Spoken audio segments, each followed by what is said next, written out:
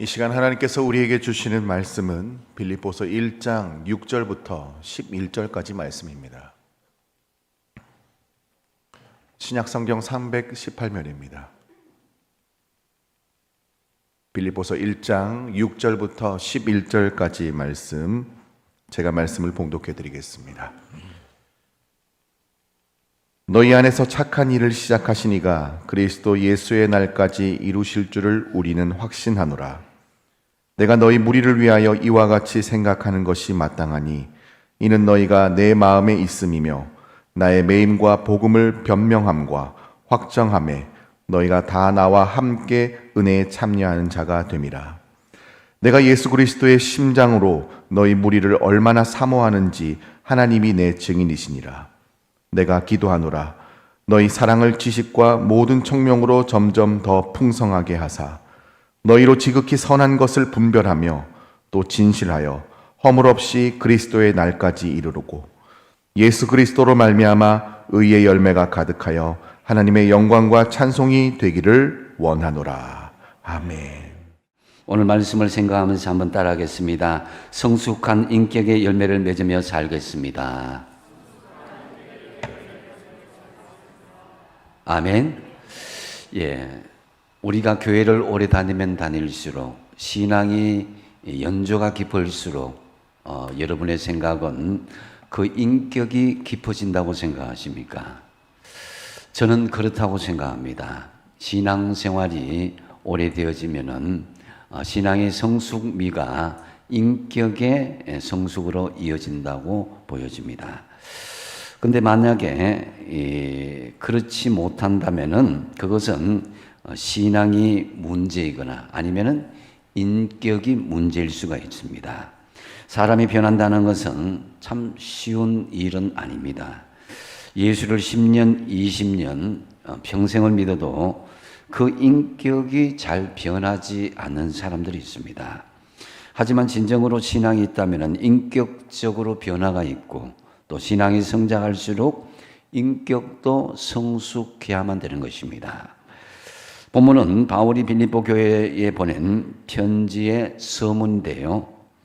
여러분은 빌립보서를 읽으면서 어떤 느낌을 받는지 모르겠는데 이 빌립보서를 가만히 읽어보면 단순한 안부 편지가 아니라 또 사무적인 편지가 아닌 것을 볼 수가 있습니다. 일종의 이 사랑의 편지다라고 할 수 있습니다.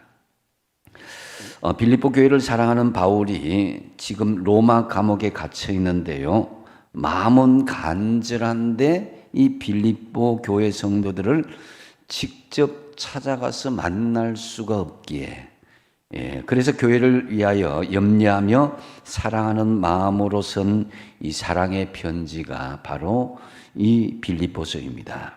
6절 말씀에 보면은 너희 안에서 착한 일을 시작하시는 이가 그리스도 예수의 날까지 이루실 줄을 우리는 확신하노라 이렇게 말씀합니다.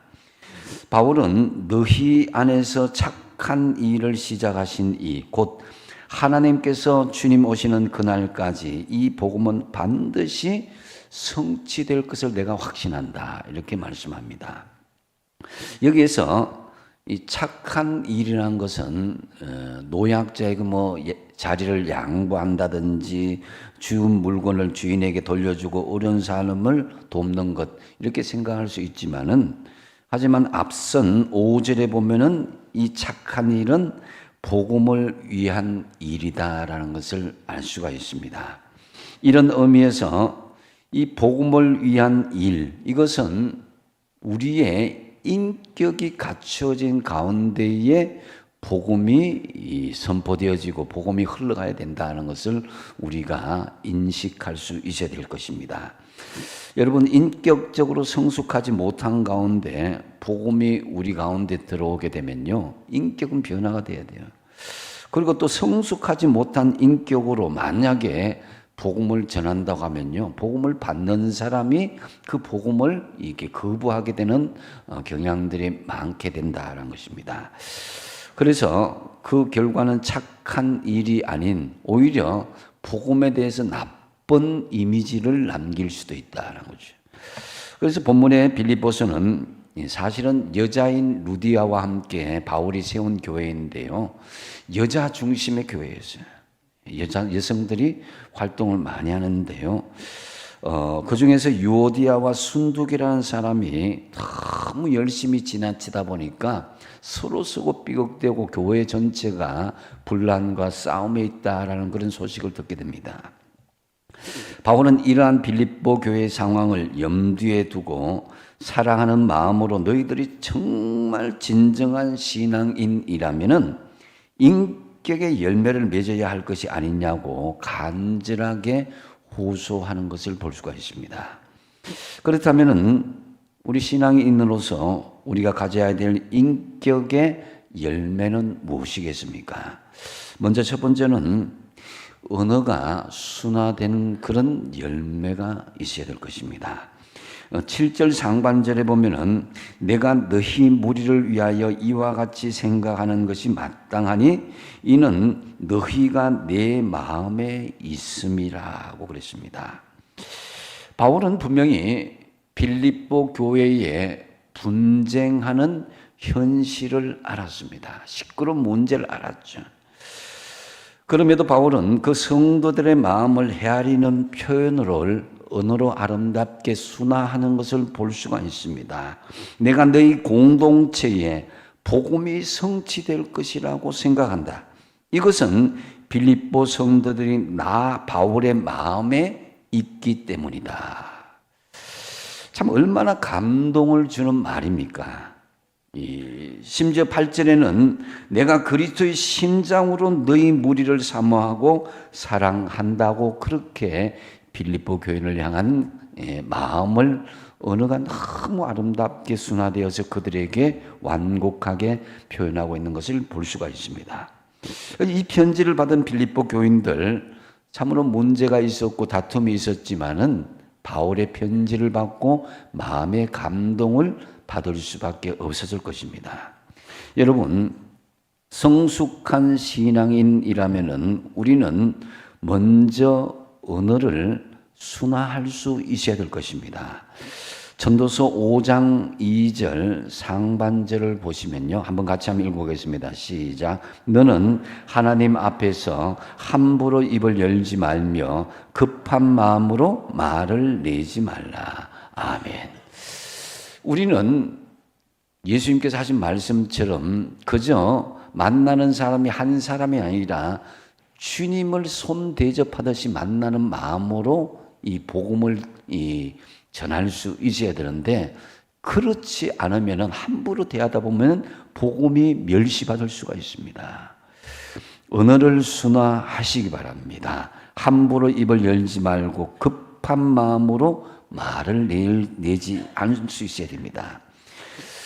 짐승은 이 귀를 들일 수가 있습니다. 요즘 집에서 키우는 이 반려견이나 반려묘, 고양이 보면은 사람 못지 않습니다.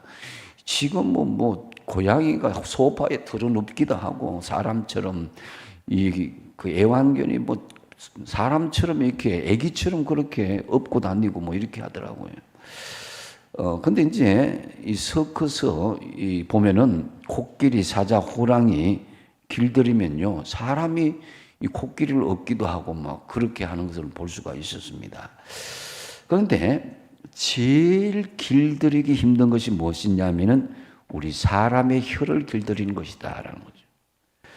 7절 하반절에 보면은 나의 매임과 복음을 변명함과 확정함에 너희가 다 나와 함께 은혜에 참여한 자가 됨이라 그랬습니다.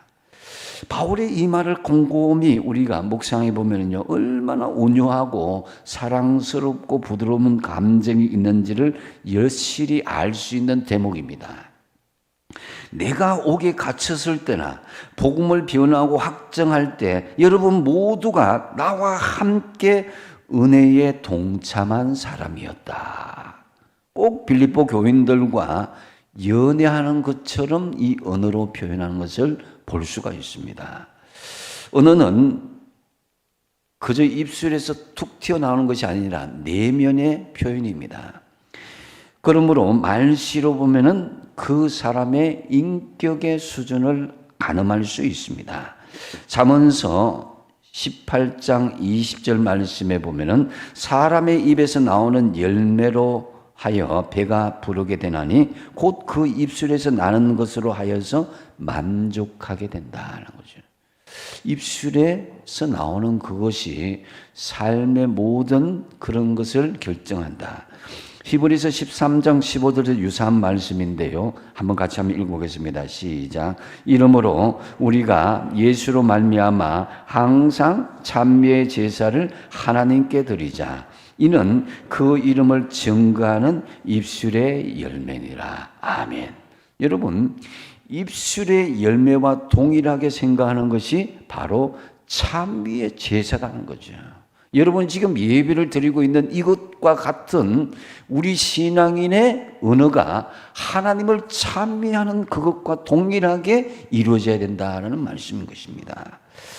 그래서 여러분 우리가 말에 완벽할 수는 없지만은 여러분들이 말에 실수를 하지 않기 위해서는 점검해야 될 중요한 세 가지를 우리가 점검할 수 있어야 된다. 먼저 여러분이 말씀을 하실 때에 진실한 말인가, 진실하지 않은 말, 이 거짓말을 우리가 습관적으로 하는 것을 멀리할 수 있어야 된다.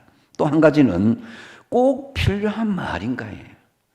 물론 농담하고 그런 것도 어느 정도는 하지만은 이런 것들이 불필요한 말들은 어느 정도껏 할 수 있어야 된다. 지나치게 되면은 그 사람들을 힘들게 할 수 있다. 놀리는 것처럼 되고 그게 오히려 역효과를 불러올 수도 있다는 거죠. 그 다음에 또 중요한 것은 실수가 없기 위해서는 친절한 말인가를 우리가 점검할 수 있어야 됩니다. 나 중심이 아니라 상대방 중심으로 배려하며 친절하게 말을 할 수 있어야 우리가 말에 실수가 없게 되고 줄이게 되는 것입니다. 요즘 여러분 대형 마트의 직원들을 보면은 참 마음이 안타까운 경우가 볼 수가 있습니다. 어떤 고객들은 고약한 사람들이 소리를 지르면서 막 욕을 뱉기도 합니다. 그런데 아무리 모욕을 주고 욕을 해도 직원들은 절대로 화를 낼 수가 없습니다. 끝까지 친절해야 되는 거죠. 미안합니다. 감사합니다. 시정하겠습니다. 그렇게 저녁 퇴근까지 참고 자기 자리를 지키다가 이 일을 마친 후에 직원들은 이 화장실에 가서 운다고 그러잖아요. 그래야 풀리니까. 근데 이제 손님이 화를 낸다고 같이 화를 내면은 직장 생활을 하지 못하게 되는 거죠. 친절은 경쟁력과 같은 것인데요. 우리 사람들이 본성대로 살게 되면은 사회생활을 제대로 할 수 없습니다. 마트 직원들 이런 자세는요 저절로 되어지는 것이 아니죠. 참을성 훈련, 친절 훈련, 절제 훈련도 다 이렇게 예절 교육을 받으니까 그렇게 손님을 응대하는 것이 좀 부드럽게 되는 거예요. 이 밖에도 은행 직원들, 비행기 스튜디오스, 백화점의 점원들, 주차원들도 마찬가지로 여러분 훈련받고 순화된 언어로 행동하고 말할 수 있어야 우리가 그 영업점에 우리가 상대하고 기쁘게 갈 수가 있는 거죠. 우리 성도들의 언어가 이 세상 사람들보다 함부로 말하고 거칠게 말해서는 안 되겠죠.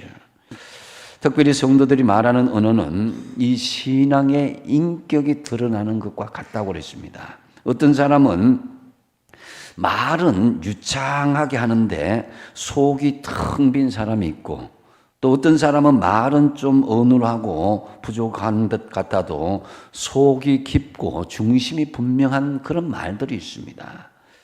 우리는 어릴 때부터 언어 훈련을 많이 배워왔습니다. 어릴 때에 아빠 엄마로부터 너 미안하다 그래라, 감사하다 그래야지, 사랑한다고 그래야지, 고맙다고 그래야지 하면서 그렇게 어릴 때는 참 말을 잘 듣고 그 표현들을 잘 합니다. 그런데 나이가 들면서 그것이 습관화되고 잘 돼야 되는데 왜 잘 되지 않을까? 그것은 바로 이 말들은 아주 간단한 말 같지만 사실은 그 속이 성숙되지 않으면, 인격이 성숙되지 않으면은 사용하기가 힘든 말입니다.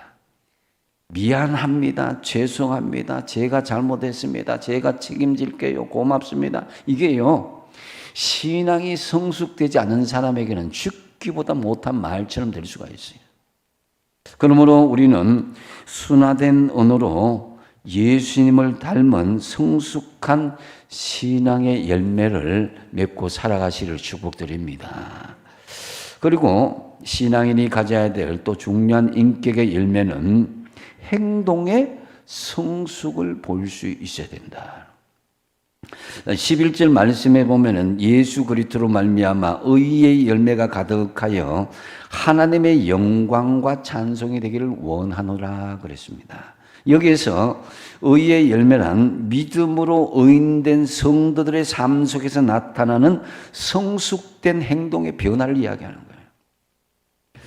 우리가 진정 믿음으로 하나님으로부터 의롭다고 칭함을 받았다면은 그저 우리의 인격은 하늘에서 뚝 떨어지는 것이 아니라 성숙하게 행동하는 인격의 변화가 있어야 된다.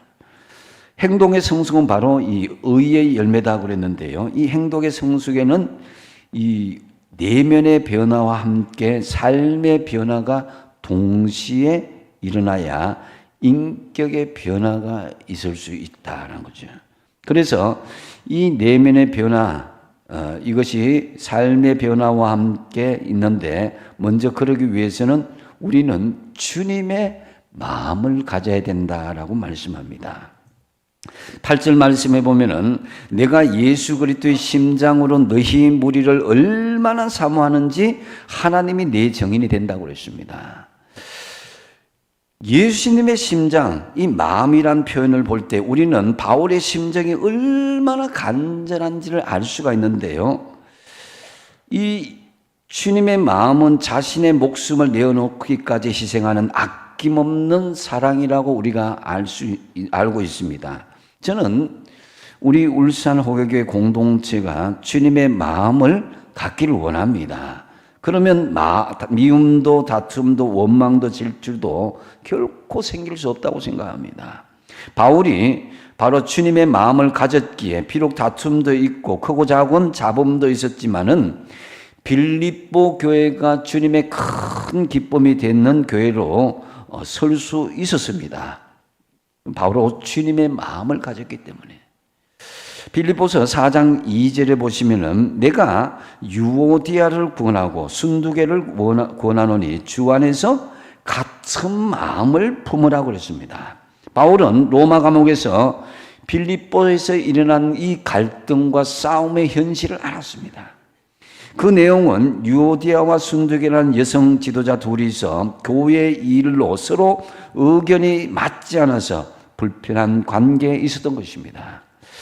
요즘도 마찬가지로 초대교회 당시에도 가정교회를 시작하면서 여성들의 역할이 컸지만은 그 당시에도 굉장히 여성들이 주도적인 역할을 했습니다. 그런데 아마도 교회를 위한 두 여자 지도자들의 열정과 열심이 너무 컸던 모양입니다. 그래서 바울은 이 두 여성 지도자에게 그리고 동시에 빌립보 교회 공동체 전체에게 주님의 말씀으로 권면하는 것입니다. 주님 안에서 같은 마음을 품으라. 주님 안에서 같은 마음이란 서로 각각의 다른 마음이 아닌 주님의 마음으로 하나 되라는 말씀입니다. 그 이유가 무엇이겠습니까? 바로 뒷절에 빌립보서 4장 3절 하반절 같이 한번 읽어보겠습니다. 시작. 복음에 나와 함께 힘쓰던 저 여인들을 돕고 또한 클레멘드와 그 외에 나와 동역자들을 도우라. 그 이름들이 생명책에 있느니라. 아멘. 성도들의 이름이 주님의 생명책에 기록되어 있기 때문이라는 것입니다. 그러면 이 말씀을 뒤집어 보면은 우리의 주님의 마음으로 하나 되지 못하면 우리가 생명책에 기록되지 못할 수도 있다라고 해석할 수가 있는 거예요. 아무쪼록 저와 여러분 주님의 마음으로 하나가 되어서 성숙한 행동으로 인격이 변화될 뿐만 아니라 생명책에 기록되어지는 저와 여러분 되시길 간절히 축복드립니다. 그리고 이 내면의 변화와 함께 행동의 성숙을 이루게 되었으니 그 다음으로는 향기로운 삶의 열매로 이어질 수 있어야 될 것입니다. 9절 말씀에 보면은 내가 기도하노라 너희 사랑과 지식과 모든 총명으로 점점 더 풍성하게 하사 그랬습니다. 이 말씀은 성도들이 이 사랑의 사람, 지식과 지혜의 사람이 됨으로써 점점 삶의 열매를 풍성하게 되기를 간구한다. 즉 향기로운 삶의 열매가 점점 넘쳐지길 원한다는 말씀이죠. 이것은 바울의 소원이기도 하지만 더 나아가서 하나님께서 우리를 향한 기대이기도 합니다. 삶의 선한 열매, 향기로운 열매는 곧 인격적인 성숙을 통해서 이루어질 수 있는 것이다 라고 할 수 있습니다. 사실 인격은 사람들은 정확하게 알 수는 없지만은 하나님은 우리의 내면을 보시기 때문에 정확하게 보실 수 있습니다. 한편으로 그 모습이 우리의 삶 속에 자연스럽게 외부로 표출될 수가 있는데요. 그것이 바로 향기로운 삶의 열매다라는 거죠. 이것을 우리가 어느 정도는 알 수 있고 느낄 수 있습니다. 물론 외식하는 사람의 경우 겉과 속에 다른 이중성을 가질 수도 있지만 그래도 어느 정도로 가늠할 수 있는 인격의 모습은 삶의 열매로 향기로 볼 수 있다는 거죠.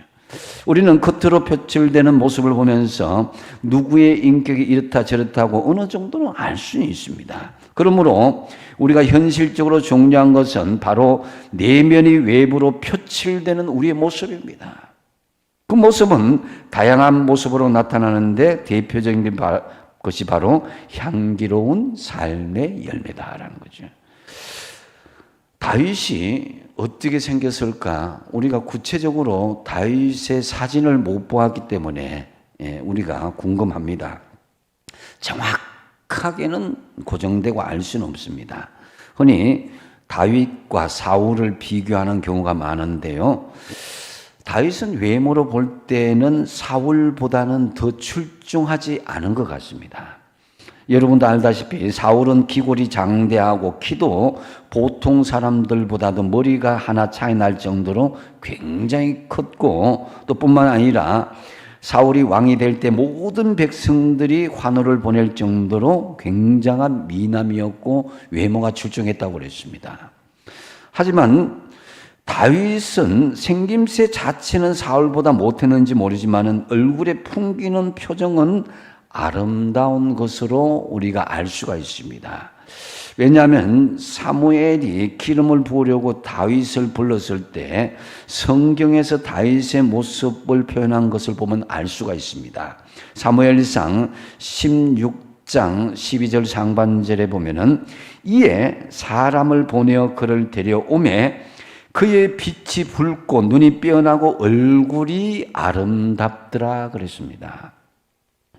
여기에서 얼굴이 아름답다라는 말은 외모가 잘생겼다라는 그런 뜻도 포함될 수도 있지만 그보다는 내면의 아름다움이 얼굴의 열매로 나타났다라는 말이 더 정확합니다. 전도서 8장 1절 하반절에 보면은 사람의 지혜는 그의 얼굴에 광채가 나게 하나니 그의 얼굴에 사나운 것이 변하느니라 그랬습니다. 여기에서 지혜는 곧 신앙이란 말과 일치하는 것이기 때문에 지혜를 신앙으로 말을 바꾸어 표현하면은 성숙한 신앙이 있으면 얼굴에서 광채가 나고 사나운 모습이 사라진다라고 해석할 수가 있습니다. 또한 사도행전 6장 15절 말씀에 보면은 스데반의 마지막 모습을 볼 수가 있는데요. 한번 읽어보겠습니다. 시작. 공회 중에 많은 사람들이 다 스데반을 주목하여 보니 그 얼굴이 천사의 얼굴과 같더라. 그 얼굴이 누구의 얼굴과 같다고요? 천사의 얼굴과 같더라는 거예요. 그것은 그 마음속이 성숙함으로 인해서 삶의 향기는 열매가 있었기 때문에 천사의 얼굴처럼 자연스럽게 사람들에게 보였다는 것을 알 수가 있습니다. 우리 얼굴의 생김새는 타고나는 선천적인 것입니다. 요즘에는 성형을 하기도 하지만은 완전히 우리 얼굴 전체의 틀은 뜯어 고칠 수가 없습니다. 하지만 표정은 얼마든지 바꿀 수가 있거든요. 얼굴 생김새보다 더 중요한 게 바로 얼굴의 표정입니다. 그것은 풍기는 분위기인데 내면의 인격이 표출된 것이라고 할 수 있습니다. 뺨에 종양이 나서 제거하는 수술을 받게 됐는데 그 얼굴 근육이 절단되어서 입술이 그만 비틀어진 젊은 여성이 있었어요. 이 여자가 이제 비틀어진 입술 가지고 이렇게 의사가 여쭙습니다. 제 입은 앞으로 계속 이렇게 되겠지요? 물었습니다. 의사분이 예, 그렇습니다. 신경이 끊어져서 어쩔 수가 없습니다. 그 여인은 굉장히 실망을 하죠. 근데 그 옆에 있던 남편이 그 부인의 얼굴을 이렇게 어루만지면서 여보, 당신 얼굴이 참 마음에 들어. 귀엽기만 하네. 그리고 허리를 굽혀서 아내의 삐뚤어진 입술에 그 입술을 키스를 합니다. 남편은 아내의 입술에 자신의 입술을 맞추기 위해서 아내가 입술이 비틀어져 있으니까 자기도 입술을 이렇게 비틀어서 똑같이 그렇게 맞추는 모습을 보면서 아내가 눈물을 주르르 흘립니다. 여러분, 우리의 모습을 상대방의 눈높이에 맞춰 보십시오.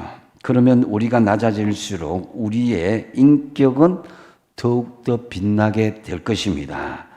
참으로 우리 내면의 변화로 삶의 향기로운 열매를 맺을 뿐만 아니라 성숙한 행동으로 신앙의 인격의 변화를 이루시는 저와 여러분 되시기 바랍니다.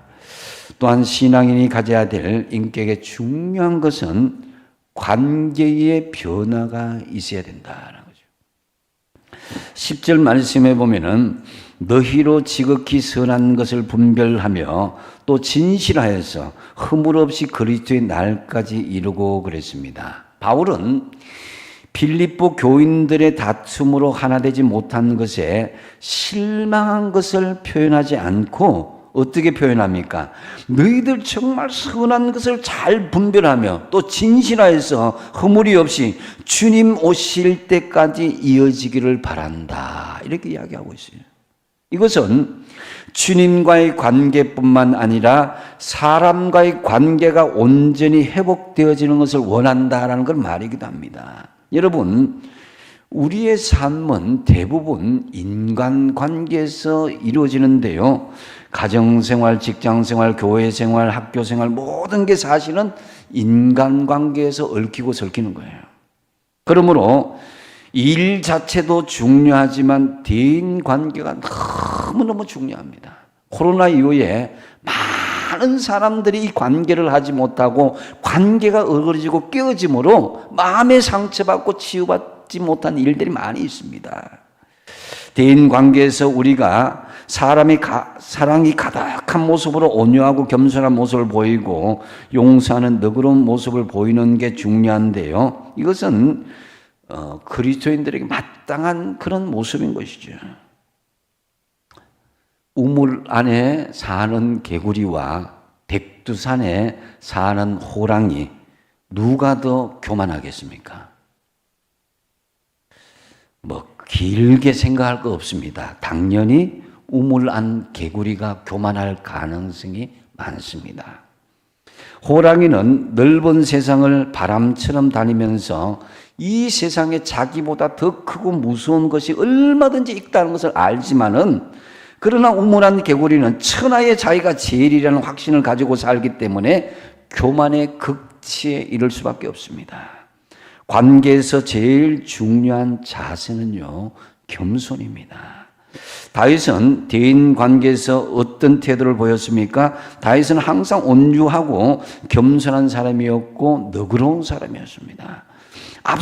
아들 압살롬의 반역으로 피난길을 떠나는 다윗의 길을 막고 정말 억울하게 저주했던 시므이라는 사람이 있습니다. 꺼져라 꺼져라 죽어라 죽어라 하면서 이 먼지를 날리면서 그렇게 하니까 그 주변의 사람들이 시므이의 목을 베고 올까요 하면서 그렇게 이야기합니다. 하지만 다윗은 어떤 태도를 보입니까? 사무엘하 6장 11절에서 12절 보면은 내 몸에서 난 아들도 내 생명, 이 압살롬이 나를 죽이려 하는데 하물며 이 베냐민 사람 저 시므이가 그렇게 한 것, 그거는 여호와께서 하나님께서 그에게 명령하시는 것이니 그가 나를 저주하게 버려두라. 혹시 여호와께서 나의 원통함을 감찰하시니니 오늘 그 저주 때문에 여호와께서 선으로 갚아주시리라.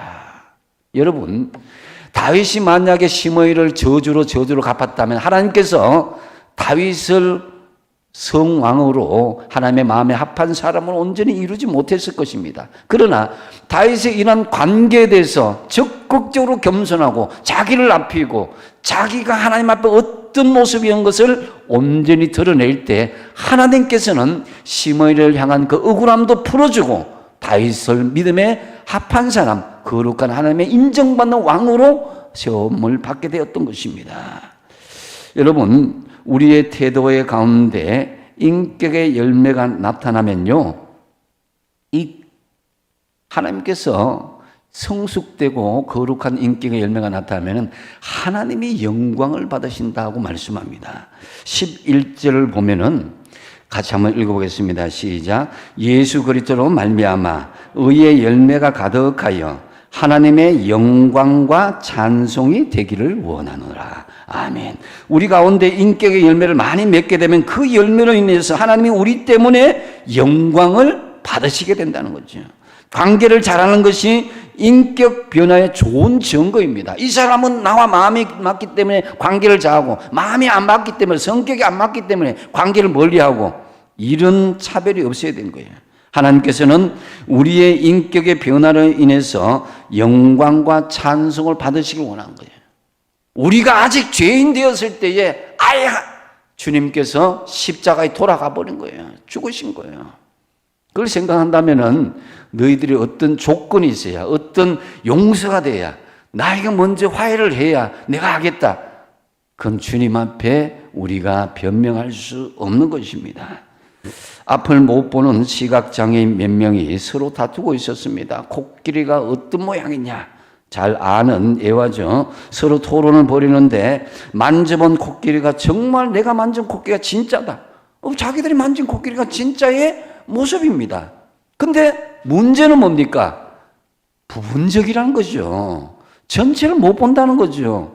뭐 귀를 만진 장님은 부채라 그러고 배를 만진 장님은 또 뭐 큰 벽과 같다 그러고 다리를 만진 장님은 기둥과 같다, 뭐 꼬리를 만진 장님은 뱀과 같다. 부분적으로 많지만 전체적으로 보면 전혀 다른 거예요. 여러분, 우리가 확신하고 주장하는 거 내가 경험했다 하더라도 전체를 바라보지 못하고 말하고 행동하고 주장하는 것일 수도 있다는 거죠. 그걸 알아야 돼요. 그리고 우리가 하나님보다 더 큰 어떤 지혜와 영성을 가지고 있는 것도 아니잖아요. 세상의 사람들이 저는 우리를 통해서, 우리 자신의 모습을 통해서 예수님을 보고자 할 때에 우리가 과연 어떤 모습으로 보여질까? 우리 믿음의 사람은 항상 생각할 수 있어야 됩니다. 사람은 판단할 때 긍정적이지 못합니다. 부정적입니다. 우리 그리스도인들의 못난 모습, 예수를 가장 닮지 못한 모습이 그들에게 예수님의 인격으로 우리가 투영되지 않을까? 저는 때로는 염려스럽습니다. 그래서 성도인 우리는 십자가와 어울리는 삶이 필요합니다. 수직적으로는 하나님과의 바른 관계를 이루고 수평적으로는 사람과의 바른 관계가 이어져야 진정한 십자가의 삶을 살 수가 있는 거예요. 혹이 관계가 단절되거나 관계가 어그러진 분이 있다면 바로 잡으십시오. 바로 잡지 않고 유지한다면 그 사람은 진정한 인격의 변화를 이룰 수가 없을 것입니다. 우리가 생활 속에서 자칫 실패하는 것은 하나님이 원하시는 수준만큼 인격이 변화되지 않기 때문입니다. 구원은 받았지만 나의 미성숙한 신앙 인격 때문에 주님의 명예를 나도 실추시킬 수 있다 생각할 수 있어야 돼요. 신앙과 인격이 조화되지 못하여서 믿지 않는 자들과 관계가 단절되고 어그러져서 전도의 문을 막을 수도 있습니다. 신앙 인격은 저절로 되는 것이 아닙니다. 부단히 애쓰고 노력하고 훈련되어야 만들어지는 것인데요. 대가를 지불하지 않고 위대한 신앙의 인격자가 될 수가 없습니다. 인격은 내가 만들어서 하나님께 이제 보여드려야 할 중요한 성품입니다. 하나님은 우리에게 이 신앙, 믿음을 선물로 주셨다면 이제 저와 여러분은 하나님께서 인정하시는 훌륭한 신앙인의 인격을 당당하게 보여드리시는 저와 여러분 되시기 바랍니다. 이제 말씀 맺습니다. 여러분, 우리가 정말 신앙인으로서 가져야 할 인격의 열매를 가졌습니까? 점검해 보십시오. 첫 번째 뭡니까? 언어가 순화되고 있는가? 순화된 언어로 예수님 닮은 성숙한 신앙인의 인격을 가져야 될 것입니다. 두 번째 뭡니까? 행복의 성숙입니다. 주님의 마음으로 품고 향기로운 삶의 열매를 맺도록 하십시오. 그리고 관계 변화가 긍정적으로 이루어지는가? 주님과의 관계 회복은 물론 사람과의 관계가 단절되고 어그러진 부분이 있다면 회복하도록 하십시오. 여러분 이제 결단하십시오. 참으로 우리는 주님 닮아서 언어가 순화되고 행동이 성숙되고 관계가 회복됨으로 말미암아서 성숙한 인격을 갖춘 품이 있는 그리스도인들이 다 되시기를 축복드립니다. 기도하겠습니다. 아버지 하나님, 우리에게 하나님 참으로 신앙의 성숙한 성품을 이루기를 원하는 주님의 마음을 알았습니다. 이 말씀대로 언어가 순화되고 행동이 성숙되고 관계가 회복됨으로 성숙한 신앙의 인격, 아름다운 품이 있는 그리스도인이 되게 하여 주시옵소서. 예수님의 이름으로 기도하옵나이다.